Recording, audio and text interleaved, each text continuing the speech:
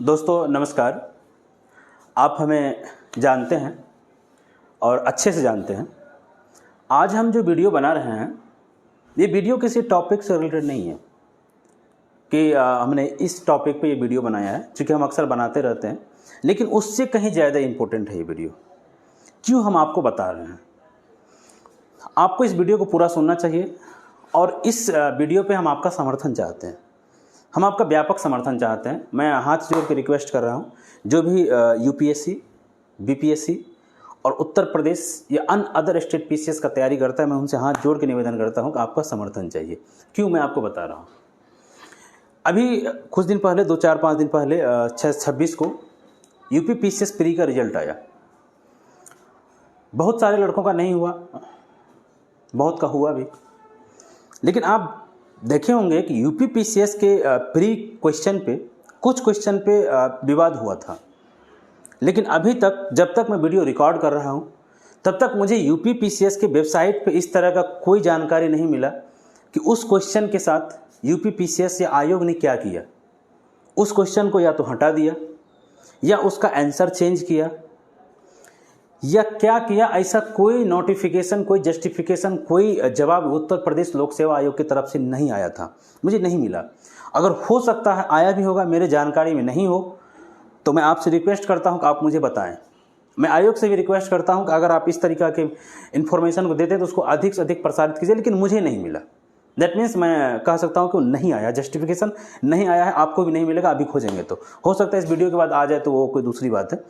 लेकिन क्या UP PCS को रिवाइज आंसर की नहीं जारी करना चाहिए था? आप ये बताइए, रिवाइज आंसर की उसको जारी करना चाहिए था। उस क्वेश्चन को उन्होंने हटाया या क्या किया, उन्हें बताना चाहिए था ना, ताकि जो लड़के पास नहीं हुए वो ये तो सीख सके कि हमने क्या गलती की कि हम पास नहीं हुए, किस क्वेश्चन का आंसर यूपी पीसीएस ने क्या माना है। अगर वो नहीं बताए और दोबारा एग्जाम में वही क्वेश्चन आ जाए, क्योंकि प्रीवियस ईयर क्वेश्चन वो रिपीट होता है, तो लड़का फिर तो वही गलती कर देगा ना, जो गलती इस बार वो किया था 2023 में। तो आयोग को इस तरह का जस्टिफिकेशन देना चाहिए था, रिवाइज आंसर की जारी करना चाहिए था। ठीक है। अब दूसरी बात है कि 69th, ये तो उत्तर प्रदेश का बात था, 69th बीपीएससी का फॉर्म निकला है। उसका फॉर्म अभी नहीं निकला, फॉर्म आने वाला है। उसका एग्जाम होगा 30 सितंबर को। आप जानते हैं कि 68 में बीपीएससी ने क्या गड़बड़ी किया था कि हम किताब में पढ़ते हैं, एक एग्जाम्पल हम आपको दे रहे हैं, कोपेन का जलवायु वर्गीकरण। कोपेन ने उत्तरी बिहार और दक्षिणी बिहार को 2 भागों में बांटा था, और उत्तरी बिहार के लिए उन्होंने CWG और दक्षिणी बिहार के लिए AW वर्गीकरण माना था। ठीक है। बट बीपीएससी ने, बिहार लोक सेवा आयोग ने आंसर को CWG माना था, सिर्फ CWG को माना था। तो क्या करे विद्यार्थी यार, हम किताब में कुछ और पढ़ते हैं, आप आंसर कुछ और देते हैं। अगर आप इस समस्या से मुंह मोड़ रहे हैं और आप इसको स्वीकार कर रहे हैं कि नहीं ये चलता ही रहेगा, तो फिर आप समाज के साथ, संविधान के साथ बहुत अनजस्टिस कर रहे हैं, बहुत अन्याय कर रहे हैं। आप ऐसे ही सोचते रहेंगे 4-5 क्वेश्चन, हो सकता है भगवान ना करे ऐसा हो, 4-5 क्वेश्चन अगर इस तरीक़ा से होता है तो किसी को बेनिफिट हो जाता है और किसी को नुकसान हो जाता है। देखिए, जो लड़का पढ़ा है वो तो सही आंसर लगाता है, लेकिन आयोग आंसर चेंज कर देता है, तो जो ना पढ़ा उसको बेनिफिट हो जाता है। ठीक है। तो आप कहेंगे कि हमें नेतागिरी में नहीं पढ़ना है, हम भी नेतागिरी नहीं कर रहे हैं। ठीक है, हम भी नेतागिरी नहीं कर रहे हैं, सिर्फ आपसे ये रिक्वेस्ट कर रहे हैं कि आप पढ़े लिखे नागरिक हैं, समाज के एक जिम्मेदार नागरिक हैं। अपने अधिकार को जानने के लिए, पॉलिटी के क्वेश्चन को सॉल्व करने के लिए आपने कितनी किताबें पढ़ दी होंगी, संविधान की पढ़ती हैं, बेयर एक्ट से लेकर लक्ष्मीकांत, न जाने सुभाष कश्यप, DD बसु, न जाने आप नोट्स कितने पुस्तक पढ़ दिए होंगे। लेकिन यार उसका इस्तेमाल तो करो, आप उसका यूज क्यों नहीं करते हो? कब तक आप डर के रहोगे? डरो। अगर आप डर के रहते हो, नहीं आयोग के साथ अगर खिलाफ हम ऐसा बोल देंगे, हमें नेतागिरी नहीं करना, हाईलाइट नहीं होना है, भाई हम नहीं कर रहे हैं कि यार आप मीडिया में आके हाईलाइट हो, मीडिया में कोई बाइट दो, कोई बयान दो, धरना प्रदर्शन करो, नहीं, नथिंग। अगर आप डर के रहेंगे, आवाज़ नहीं उठाएंगे, और अगर आप पीसीएस अधिकारी बन भी गए तो आपको आपका सीनियर बाद में डराएगा, आपको बाद में नेता डराएगा, आप उस दिन भी डरेंगे। आप अभी नौकरी पाने के लिए परेशान हो रहे होंगे, लेकिन जो नौकरी में है कभी उनसे भी पूछिए कि भाई तुम कितना खुश हो यार। अगर वो अपने समय का, अपने अधिकारों के लिए लड़ने वाला अधिकारी नहीं रहा होगा तो एक बार उनसे बात कीजिएगा, आपके फ्रेंड सर्किल में होंगे, वो आपको बताएंगे। ठीक है, तो आप अपने अधिकारों के लिए आवाज़ उठाइए। इससे हमारे देश को बेनिफिट होगा, हमारे आने वाले पीढ़ी को बेनिफिट होगा, हमें बेनिफिट होगा। अब तरीका क्या है? आप कहेंगे कि ठीक है सर हम करना चाहते हैं, तरीका क्या है? तरीका है कि आप आयोग को लेटर लिखिए, आयोग का मेल है, उस मेल पर उसको लेटर सेंड कीजिए। आप कम से कम ये तो देखिए कि आप एक आईएएस पीसीएस अधिकारी या यूपीएससी का तैयारी करने जा रहे हैं, आप लेटर भी लिख पाते हैं कि नहीं लिख पाते हैं? क्योंकि लेटर लिखना भी अपने आप में एक चुनौती है, वो भी तो आपका ट्रायल हो जाएगा। और अगर आपके अंदर इस तरह की जिजीविसा बनी रही तो आप एक अच्छे अधिकारी भी साबित होंगे। क्योंकि आप देखते होंगे कि हर साल पीसीएस में, यूपीएससी में रिजल्ट होता है। ठीक, आपका नहीं हुआ, मेरा नहीं हुआ, वो एक अलग विषय है, किसी न किसी का तो होता है ना। लेकिन उसमें से बहुत कम लोग अधिकारी बन पाते हैं, जिसका कि नाम लोग जानते हैं, उससे उम्मीद करते हैं। बाकी का क्या, सिर्फ नौकरी करते हैं। तो यही होता है, अगर आप डरते हैं तो आप हमेशा डरते रहेंगे।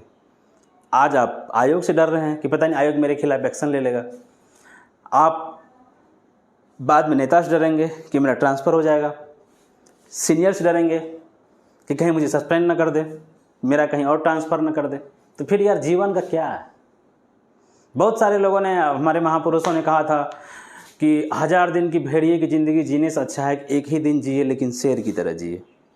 इस तरह के बहुत सारे महापुरुषों के, अरस्तू के भी, प्लेटो साहब के भी, बहुत लोगों के स्टेटमेंट हैं, कथन हैं, वक्तव्य हैं, आप पढ़ सकते हैं। तो आपको करना चाहिए था। ये वीडियो हम इसलिए रिकॉर्ड कर रहे हैं कि आपको ये सब काम करना चाहिए था। आप 5-7 क्वेश्चन, अगर 4-5 क्वेश्चन में इधर से उधर होता है तो यार उससे पढ़ने वाले छात्रों को नुकसान होता है, क्योंकि वो आंसर सही मारता है, किताब में वो सही चीज़ पढ़ाता है, बट जो तुक्का लगाया था ना उसको बेनिफिट हो जाता है। अब मैं उत्तर प्रदेश का एक एग्जाम्पल और आपके सामने रख रहा हूँ। ज्वाइंट पार्लियामेंट सेशन पर उत्तर प्रदेश ने पीसीएस में क्वेश्चन पूछा था, पीटी में। उन्होंने इंग्लिश में आर्टिकल लिखा था, आर्टिकल 109, और हिंदी में आर्टिकल नहीं लिखा था। हम क्या करें? क्या हम हर क्वेश्चन का हिंदी पढ़ें और हर क्वेश्चन का इंग्लिश पढ़ें? आप कहें कि हमको इंग्लिश देखने में कितना टाइम लगता है। हो सकता है आप कह सकते हैं कि आप बेवकूफ़ बना रहे हैं। भाई अगर एक क्वेश्चन का भी आप इंग्लिश देखें, सपोज कीजिए एक क्वेश्चन का भी आप इंग्लिश देखें, अगर 10 सेकेंड भी आपको लगा, ज़्यादा हम नहीं कर, एक क्वेश्चन का आप इंग्लिश देखें 10 सेकेंड भी लगा, और इस तरीका आपके साथ अगर 35 से 40 क्वेश्चन तक हो जाता है, क्योंकि साइंस में तो अधिकांश इंग्लिश देखना पड़ता है, आप भी जानते हैं। अगर पॉलिटी के क्वेश्चन में भी इंग्लिश देखना पड़े और हिस्ट्री के क्वेश्चन में भी इंग्लिश देखना पड़े, क्योंकि आप जानते हैं कि UPSC union public service commission 2020 में क्वेश्चन दिया था, इंग्लिश में लिखा था सिविल डिसओबीडिएंट मूवमेंट, जिसका हिंदी होता है सविनय अवज्ञा आंदोलन, और हिंदी में लिखा हुआ था असहयोग आंदोलन, जिसका इंग्लिश होता है नॉन कोऑपरेशन मूवमेंट। क्या था ये भाई? कोई साइंस का शब्द तो नहीं था ना, ये तो प्रचलित हिंदी के किस पुस्तकों में शब्द है। अगर हिस्ट्री और पॉलिटी के क्वेश्चन में अगर इस तरह गड़बड़ियाँ आने लगे तो इंग्लिश देखने की नौबत आपको 50+ क्वेश्चन में भी हो सकता है। मान लीजिए 50 में भी अगर 10 सेकेंड भी लगा तो 500 सेकेंड होता है। 500 सेकेंड का मतलब 9 मिनट, और जो आपका इंग्लिश कंपटीटर है वो 9 मिनट में आपसे कम से कम 5 से 6 क्वेश्चन तो अधिक बना ही सकता है ना, कि नहीं बना सकते? ये लॉजिकल हम बता रहे हैं। अगर हम गलत कह रहे हैं तो आप हमें कमेंट में बता सकते हैं कि नहीं आप गलत कह रहे हैं। आप देखिए क्या हुआ इस बार, यह ट्रांसलेशन को लेकर हिंदी माध्यम का छात्र कितना परेशान है। मुझे ये पूरा भरोसा है और विश्वास है, अगर यूपीएससी, स्टेट पीसीएस अपनी ट्रांसलेशन को सुधार दे और इस तरह की मिस्टेक ना करे तो हिंदी माध्यम के छात्रों का दबदबा पुनः वापस आ जाएगा। और मुझे लगता है कि शायद इंग्लिश माध्यम वाले को पछाड़ भी देंगे रिजल्ट में, क्योंकि यार हिंदी माध्यम के छात्र बहुत मेहनत करते हैं। वो बहुत नॉर्मल परिवार से आते हैं। जो आदमी खेत में धूप में काम कर सकता है वो पंखा में बैठ के तो पढ़ाई कर ही सकता है। तो ये मेरा भी दर्द है, क्योंकि इसी ट्रांसलेशन की समस्या से हम भी जूझ रहे हैं। तो मुझे लगा कि बात करना चाहिए था। अगर आपको अच्छा लगे ये वीडियो तो आप लाइक भी कीजिएगा, चैनल को सब्सक्राइब भी कीजिएगा और इस वीडियो को फॉरवर्ड भी कीजिएगा। और ना अच्छा लगे तो आप आज़ाद देश के आज़ाद नागरिक हैं, आपको जो कमेंट करने की इच्छा होगा आप कमेंट कर सकते हैं। अब बात आई कि आप कैसे करेंगे। हम नहीं कह रहे कि आप आंदोलन कीजिए, नहीं, ये नहीं हम कह रहे हैं कि आप जाइए रोड पे, नहीं। आप प्रतिवेदन लिखिए, यूपीएससी लोक सेवा आयोग के नाम से लेटर लिखिए, चेयरमैन को संबोधित करते हुए लेटर लिखिए।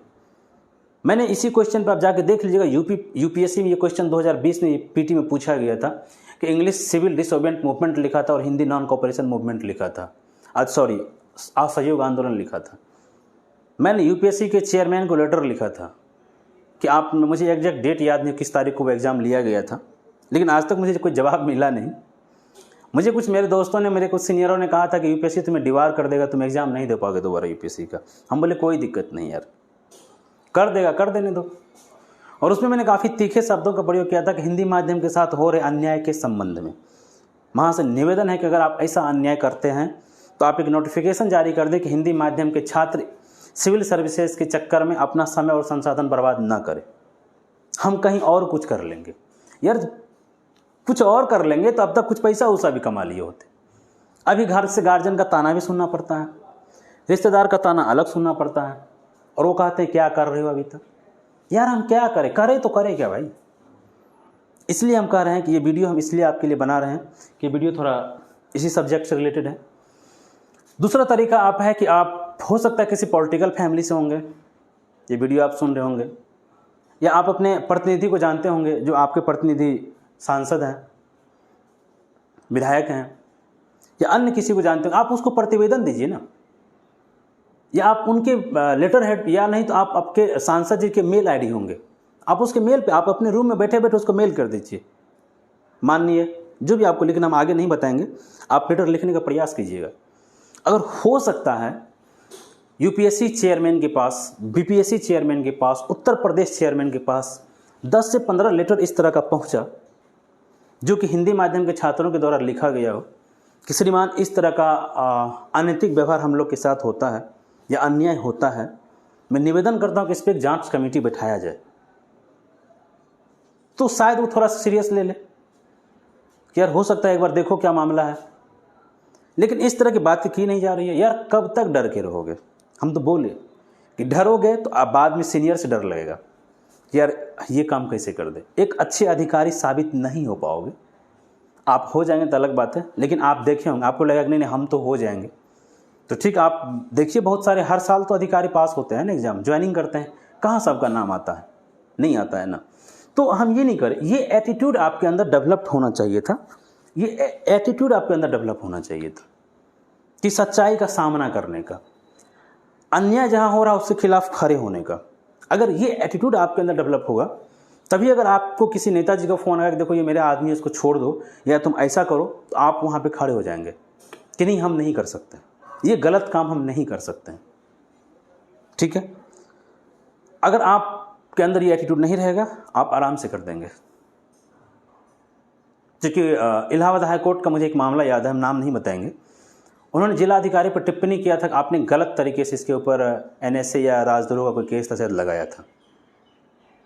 अगर मैं वो आदमी होता तो उस अधिकारी से मैं मिठाई लेके मिलने जाता। अब वो गया था नहीं गया था मुझे नहीं पता, लेकिन क्या ये टिप्पणी अगर किसी कोर्ट ने किया कर दिया आपके ऊपर, एज ए डीएम आप हैं किसी ज़िले में या एज ए एसडीएम आप पोस्टेड हैं, कि आप गलत तरीके से, कि समाज में आपकी क्या इमेज रह जाएगी, क्या इज्जत रह जाएगी। तो यार आप गलत तरीके से एनएसए लगाए, दैट मीन्स या राजद्रोह लगाया कि आप किसी के प्रेशर में थे या नहीं थे। तो आप कहेंगे कि आजकल आगे वही बढ़ता है जो आगे पीछे करता है। भाई तो इतिहास उसका भी वैसा ही लिखा जाता है। इंदिरा गांधी जी ने इमरजेंसी लगाई थी, जस्टिस खन्ना को सभी याद करते हैं, उनका नाम सब जानते हैं, बाकी 3 का नाम तो मुझे भी नहीं पता है।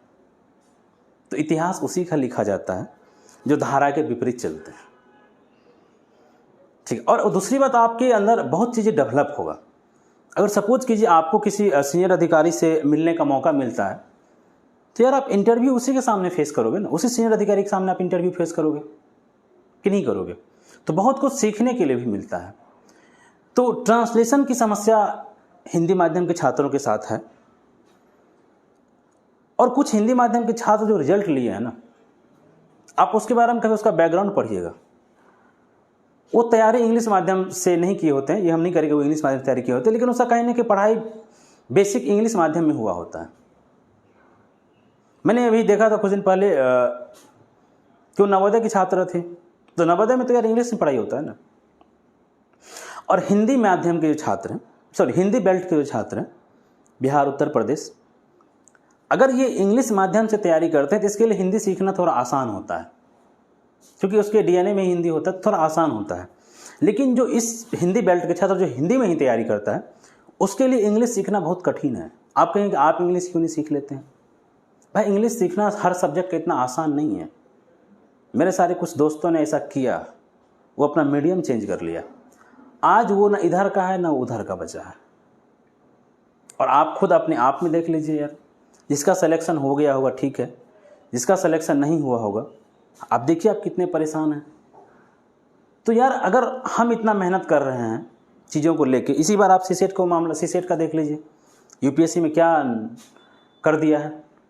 तो आप अगर इसी तरीक़ा से चुप रहेंगे, इंग्लिश माध्यम के छात्रों का दबदबा बना रहेगा, और आपका क्या होगा वो तो आप जानिए, हमारा क्या होगा पता नहीं, किस्मत में जो लिखा होगा वही होगा।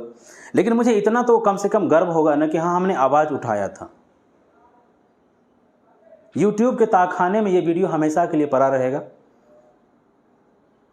और कल हम कह सकते हैं कि नहीं मैंने आवाज़ उठाया था। मुझे समर्थन नहीं मिला वो अलग बात है, आप समर्थन नहीं करेंगे तो कोई दिक्कत नहीं है, लेकिन मुझे तो इतना तो गर्व होगा ना कि नहीं मैंने आवाज़ उठाया था इस चीज़ के लिए, मुझे अफसोस नहीं होगा। लेकिन आपको क्या होगा वो आप डिसाइड कर लीजिए। इसलिए हम कह रहे हैं कि यह एक जेन्युइन प्रॉब्लम है, एक जेन्युइन समस्या है।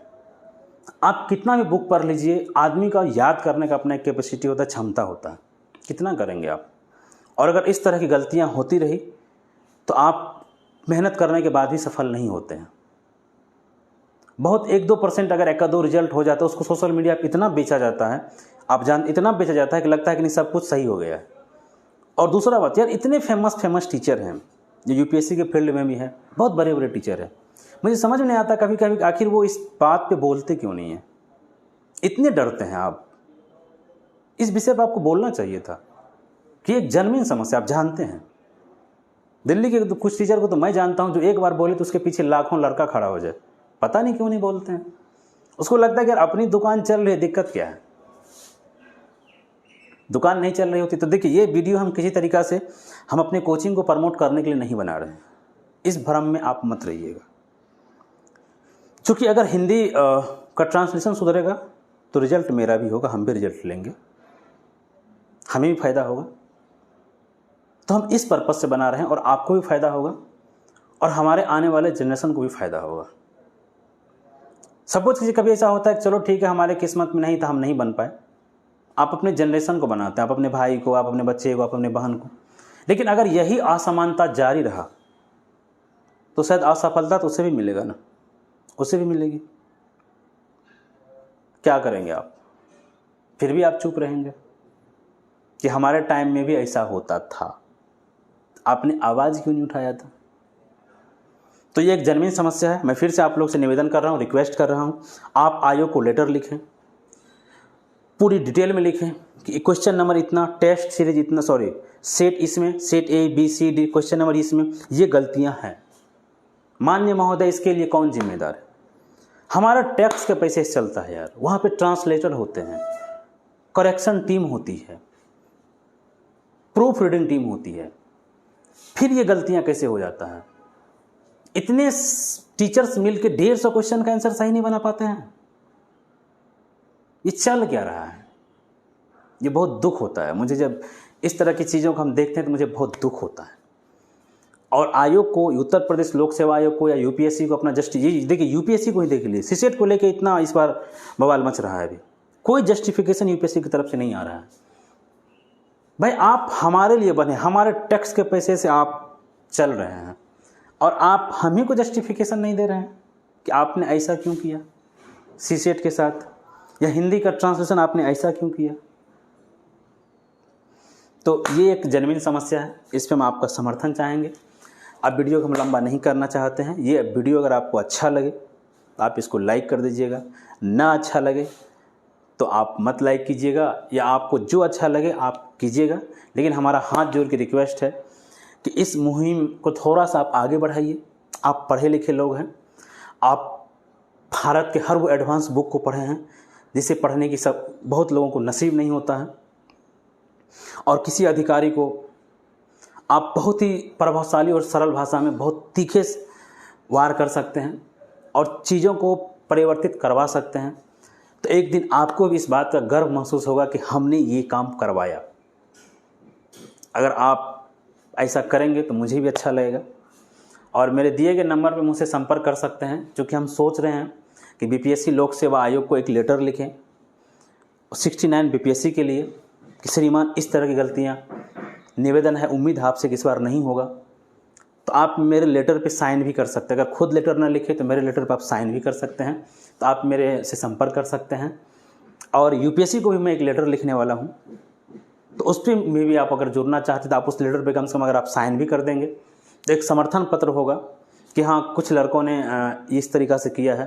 पिछले बार चूँकि मेरा पर्सनल लेटर था, मैंने अकेले लिखा था, मैंने किसी से ऐसा कहा नहीं था, तो शायद यूपीएससी जवाब देना उचित नहीं समझा।